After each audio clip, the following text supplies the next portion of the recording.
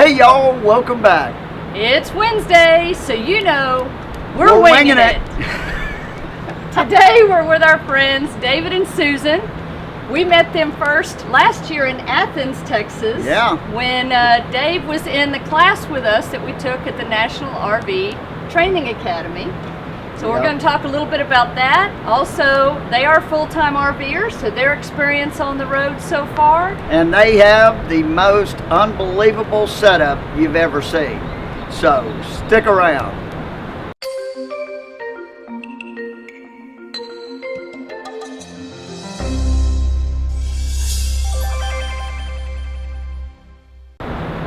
All right, so by now I know that you know the rules of winging it, but since we have Dave and Susan with us today, we're doing our 15-minute expanded winging it. So what we're going to do is I'm going to set 15 minutes on my phone. When the timer goes off, we wrap things up. So unedited, unscripted, you get what you get, and who knows what that's going to be. That's bad. So 15 minutes on the clock. We're winging it. Winging it. Well, first of all, guys, tell us, how long have y'all been full-time? Since March of last year. That would be March of 2019. So almost a full year. Yeah. So why did y'all decide to go full-time? Primarily because we've had friends in ours that are passing away at younger ages, and you don't know how much time you're ever going to have, so we decided we'll have fun while we can, and before we get too old to have fun. Did y'all sell your sticks and bricks, or? Sold everything, including all. If it didn't fit in here, it's gone. We're at our kid's house. Was that challenging for you to downsize like that? It was because my mother lived with us, so we had all of her stuff, and she had been married twice, so we had all that stuff. My daughter lived with us with her son and her, at that time, fiance, now husband, and we had all their stuff. So it was quite interesting, and my stepdad had traveled all over the world, so we had memorabilia from every country in the world, and finding people who would actually appreciate it was difficult. Wow, yeah, that was some of the biggest challenges, were the things that, were collected and had value to try to rehome. I thought was one of the most challenging things. Right. So they hit the road, but I got to tell you, they have a rig like nothing else. I've never seen anything like it. We're going to be showing some of that stuff in B-roll here as we go along. Tell them, Dave, what do you have here? Well, we started out with a 1-ton Ram dually pickup, and then this is a 2018 Grand Design Momentum 376, and it's a very heavy rig. Toy hauler, but we've traveled about, before we bought our other truck, we traveled about 15,000 miles in that year. So I felt like I was wearing out the Ram pickup, so we started looking at medium duty trucks. We weren't happy with them, like the Freightliner, and they were noisy, they were uncomfortable, and they were very expensive. And they only gave us a few more 1,000 pounds of being able to tow too. Yeah, because this thing is heavy. There's no doubt about it. So then we went to go to Boondockers Welcome on the way to Florida, and we stopped off at a guy's house in Missouri, and he happened to have a semi with 2 fifth wheels and a smart car. He let me drive the smart car all over, not the smart car, a semi all over town for 2.5 hours, and it was a Volvo.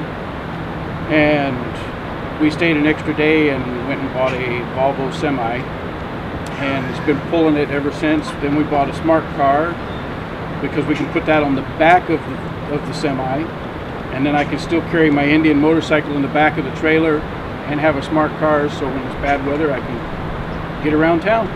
But obviously all that stuff you don't just buy it ready to go.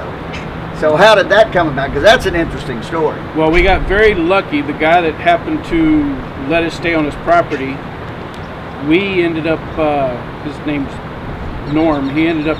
Hey, Norm. Hey, Norm. Yeah. He ended up picking up the semi, because once we finalized everything, we continued on to Florida.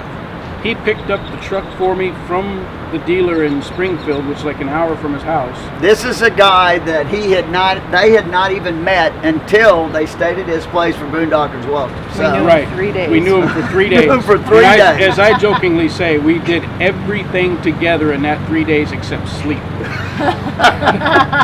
But while we were in Florida, he went and picked the truck up, brought it back to his property. He's got 10 acres and a giant shop, and started doing some of the wiring to convert it over to hauling this type of trailer instead of a tractor trailer. And then when we got back, we stayed on his property for a month and had to do a ton of metal fabricating and everything else to build the base for putting the car up. The ramps, had to order all that and build the platform for the car. Put all I the also lights wanted in. extra storage, so I put extra storage boxes. That way I can carry some of the weight that I was normally carrying on this rig. I now carry on the truck, and it doesn't care how heavy it is. So it just made more sense.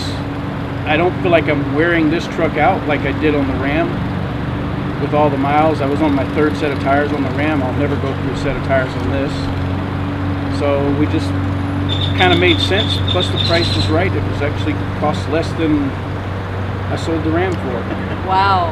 What kind of reaction do you get when you're driving down the road with that smart car right there? You see people that pass you like they normally do when they're passing a camper, and then they get past, and the next thing you know, you see them hitting their brakes and they're slowing down, and the wife's in the side mirror or whoever on the passenger side with their camera out taking pictures, and then they'll go by you.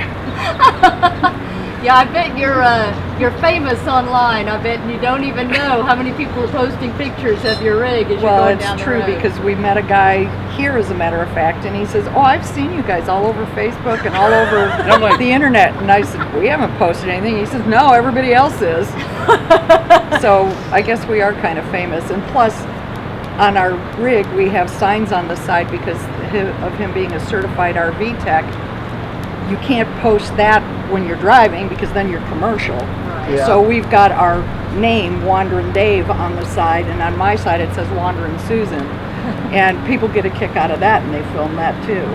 So when you see Wandering Dave and Wandering Susan going down the road, hauling this big old house on the back, with a smart car, between the fifth wheel and Correct. the semi, wave and say hi. Yeah. Absolutely. And if you see him in an RV park or whatever and something happens with your rig, here's the guy. I mean, he took a lot more classes than Stacy and I Well, you did. took every technical class that they offered in Athens, right? I took every technical class, and then there's no requirement for a tech to be certified as an RV tech.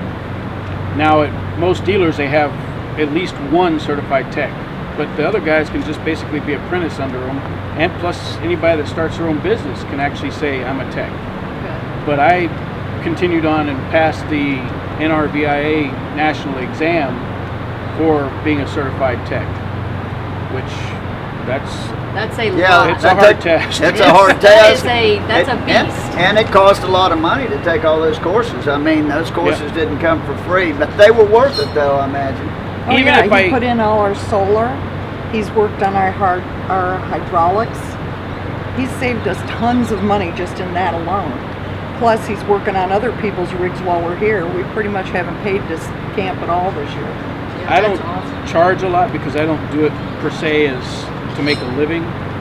I'm helping people anyway, so I walk up and if it's something that I fix in 15 minutes, give me $25. I mean, I don't do the 1 hour minimum or any of that kind of stuff. It's just, And it's fun because we get to meet a lot of people that way too that would be a little too shy to come over and say hi other words. Right. So it's nice because you kind of get to know them on a different level. Yeah, I guess that is interesting. So with that, and now you're meeting people, do you enjoy the RV lifestyle full time? Are you glad you did it? Do you have any end in sight? But No end in sight. We'll do this until we can't do this. It's the most fun we've Initially- ever had. initially we were saying, okay, let's do it for a year and a half, 2 years. Yeah. No. We don't have, for one, you quickly realize there's a lot of places you want to see.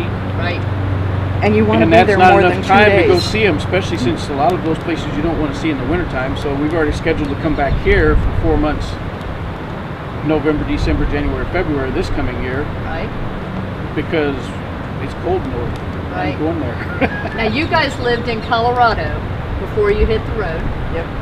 And what are some of the things on your bucket list now, especially now that you've got no end in sight, you've got all the time in the world? Where are some of the places that you want to make sure you get to?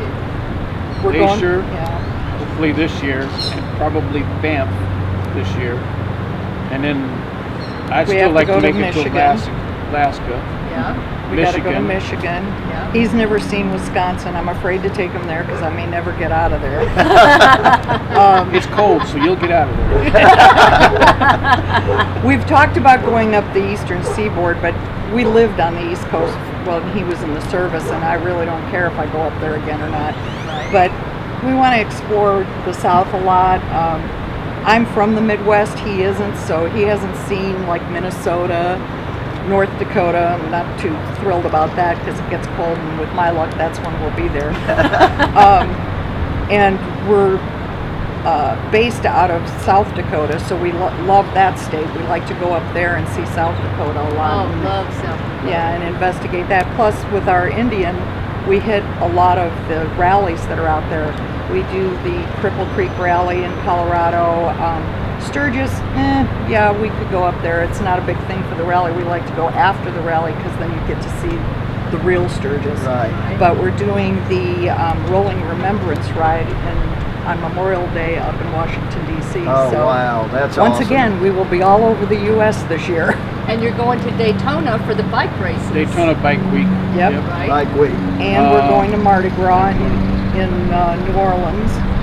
So now that is different from what, we happened to be in South Dakota during Sturgis, but we don't have a bike. It gave him the itch. Oh, yeah. That's So, for sure. so is that why you chose the Momentum, was so you could bring the Indian along, or? We chose this Momentum in particular because it's not a full-size toy hauler. And what I mean by that is it's a small garage that's 9.5 feet or 9 feet deep, 5.5 feet wide, and 5.5 feet tall. And our bed is over the top of that garage, so we lose no internal space in the rig.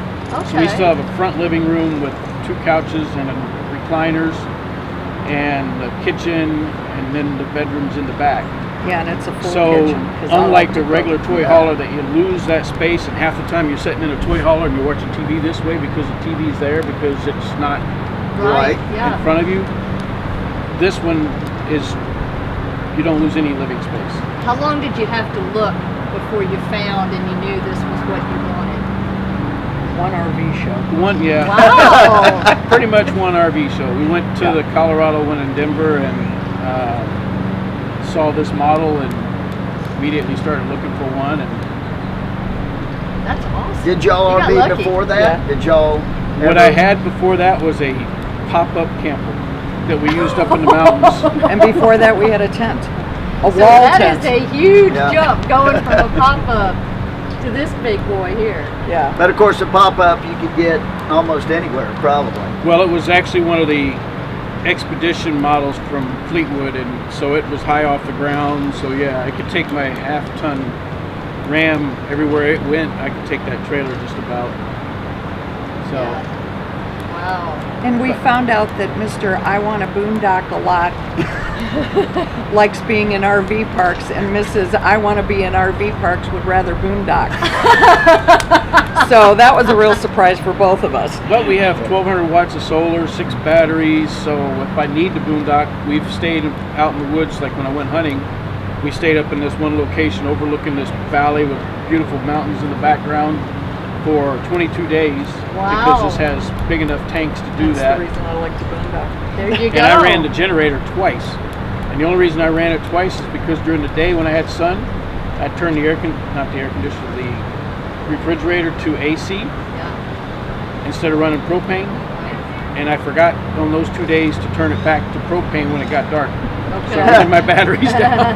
So, is there anything you want to add to this rig? Are you thinking about lithium? Lithium is the only thing I need to add to it, because with that, it would charge much faster, and you wouldn't have to worry about maintaining the batteries and things like that. Plus, here again, going from 65 pounds per battery to 29 pounds, roughly 30 pounds per battery. It's a lot of weight savings. If I was able And to you get- can run those batteries down to 0. Correct. You know, So you can and do all not- the not boondocking harm- you want. That's correct. And one other thing I just remembered that you were telling me, the advantage of having the big truck you were talking about with the animals and stuff. Right, we have two really large dogs. We have a German Shepherd and a Boxer, and I don't like leaving them in the rig and us going for the whole day somewhere, because I'm always worried what happens if the AC goes out, what happens if something happens, even though he has a lot of safeguards built in that'll start the generator and stuff. With the semi, it has a separate APU. Yeah, it's got an auxiliary power unit that will run a separate air conditioner from the truck. So the truck doesn't have to start, and it still has AC in it. So we just take them with us, and we can go for the whole day. We can start at 6 in the morning and come home at midnight, and I don't have to worry about letting them out or anything. They're with us. That's awesome. And it's for me, it's a big thing. That was the big thing about this. Oh, look at It's there. already passed. Can you believe it? Jeez. That time flew. If I can get it to turn off now.